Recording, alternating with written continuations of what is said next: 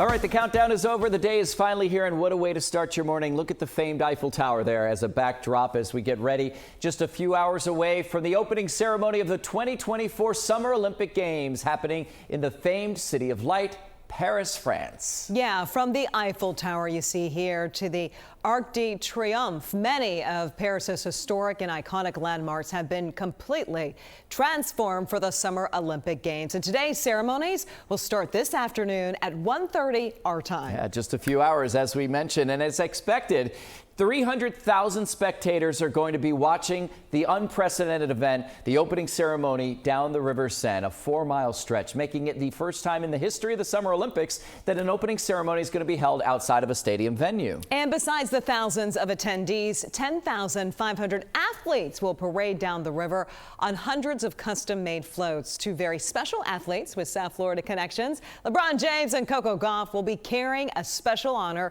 as flag bearers. The U.S. float second to last. Oh.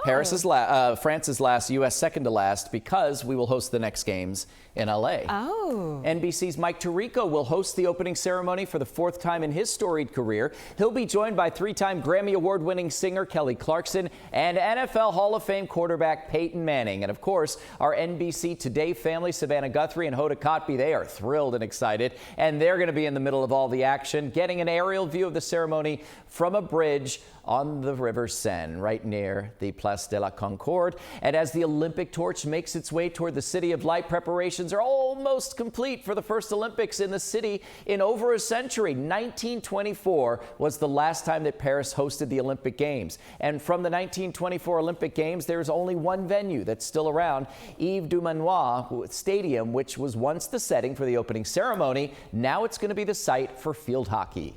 And of course, there are so many games that you can watch this weekend, from swimming to diving, skateboarding, and fencing. You don't want to miss all the action starting tomorrow at 12:45 our own time. You can watch Team USA versus Greece and star swimmer Ashley Johnson in the women's preliminary round of water polo right here on NBC. Cassidy Cook from Plantation competing in the women's synchronized 3D springboard diving event at 5 a.m. Then at 3:50, Caleb Dressel from Orange Park is going to be competing in the men's freestyle relay. Let's get those golds coming in quick, right? And if you want to head out and watch the opening ceremony in a celebratory venue, there's a bunch of local watch parties happening to celebrate the opening ceremony and the kickoff for the Olympic Games. Arlo Winwood hosting a watch party at its lobby bar. It's an event that's free from 7 p.m. till 11 p.m. tonight. And Miami's Public Library, North Shore Branch, hosting a family-friendly watch party for free. Again, it's today. This one starts at 1 p.m. Remember, opening ceremonies at 1:30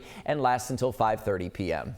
And Snoop Dogg, he is dropping it like it's hot in Paris. Yeah, that's right. He took a second to describe how he's feeling ahead of the big day. Take a look.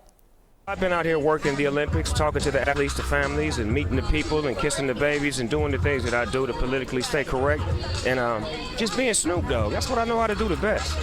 He's all about the gold, too. You see him right there in his gold-plated suit and sunglasses. Snoop is just being Snoop Dogg, right? And he's getting ready, and he's going to actually be carrying on the flame there to its final stop before reaching the Eiffel Tower. And Snoop isn't the only celebrity in Paris.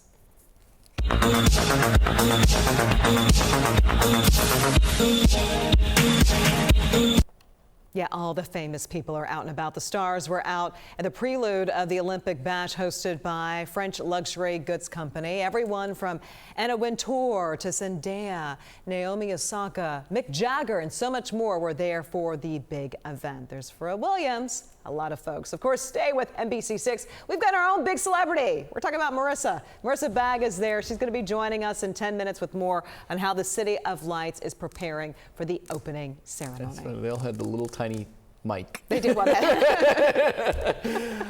All right, it's so exciting. Marissa, we're going to check in with her in just a bit. Huge story here this morning across South Florida, where Israel's Prime Minister Benjamin Netanyahu plans to visit former President Donald Trump at his Mar-a-Lago estate up in Palm Beach. NBC6's Shernay Amara is live with more on what that enforcement will look like for this high-profile trip. Shernay. All extra staff, road closures, security checkpoints, all of that already in place as of yesterday afternoon in anticipation for this meeting between Israeli Prime Minister Benjamin Netanyahu and former President Donald Trump at Mar-a-Lago. So I want to show you some video from yesterday. Law enforcement exercising what they call unified command. That's federal and local law enforcement teaming up for extra security. Now, Palm Beach County Sheriff's Office holding a press conference Thursday morning to talk about those changes, to ensure safety while also reassuring the public about safety. Now, protesting will be allowed in designated areas, but blocking the streets, that's not going to be allowed. Ahead of the in-person meeting, former President Trump had already been vocally supportive of Israel and said this on Fox News, suggesting the prime minister needs to finish the job. You got to get it done quickly because they are getting decimated with this publicity. On Thursday, Netanyahu met with President Biden at the White House and also with VP Harris separately. The meetings aimed, of course, at finding a solution to the Israel-Hamas war. Now, while, of course, the attack on Trump's life is still fresh in the minds of many people, so it could be maybe alarming if people want to go out there and either support or protest this visit. The law enforcement are reassuring the public, though, that safety is going to be top priority, and they expect this whole visit to go off without a hitch. For now, reporting live, Shanae Mara, NBC 6 News. All right, Shanae just spoke about this. Vice President Kamala Harris meeting with Israeli Prime Minister Benjamin Netanyahu on Thursday. While she vies to lead the Democratic Party, the VP puts her own stamp on this issue that has now divided the country, voicing support for Israel's security and freeing the hostages with a ceasefire deal. Netanyahu's fiery speech before Congress led to the vice president to condone, say, quote, despicable acts by some protesters who burned the American flag and also wrote pro-Hamas graffiti. We cannot allow ourselves to become numb to the suffering, and I will not be silent.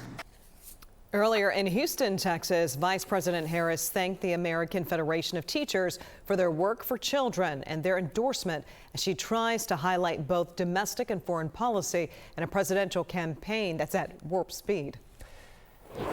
Family and loved ones of a 3-year-old will hold a candlelight vigil after he was killed. Rilo Yancey was tragically killed in a shooting over the weekend. He was involved in that drive-by shooting during a child's birthday party at a park over the weekend in Fort Lauderdale. Police have found 2 cars they believe were involved in the shooting, but no arrests have been made. The reward for information leading to an arrest is up to $10,000. The candlelight vigil in this little boy's honor will be held tonight in honor of Rilo at Oswald Park. Our time now coming up on 6:41 this morning. Our Paris Olympic coverage continues as we take a live look this morning at the Arc de Triomphe as we sit down with 2 FIU swimmers getting ready for their Summer Olympic Games. I'm Marissa Bagg here live in Paris ahead of the opening ceremony. We can't wait. I'll be chatting with Chris and Constance about it in just a few minutes. And it's not raining there right now. Nice. All right, for us, we've had a couple of showers. Everything's slowly moving east to west. Rain chances in general pretty low, though, 20-30% today. Getting a little brighter in Key West. Temperatures upper 70s to low 80s in general, about where we should be. Key West a little warmer with a feels like temperature of 94 right now. But in the realm of where we should be. This is a great looking spot, Hollywood Beach. Maybe that's where you want to be today. Most of the storms here, if we get any, will be way inland from this spot, looking like a really good beach day.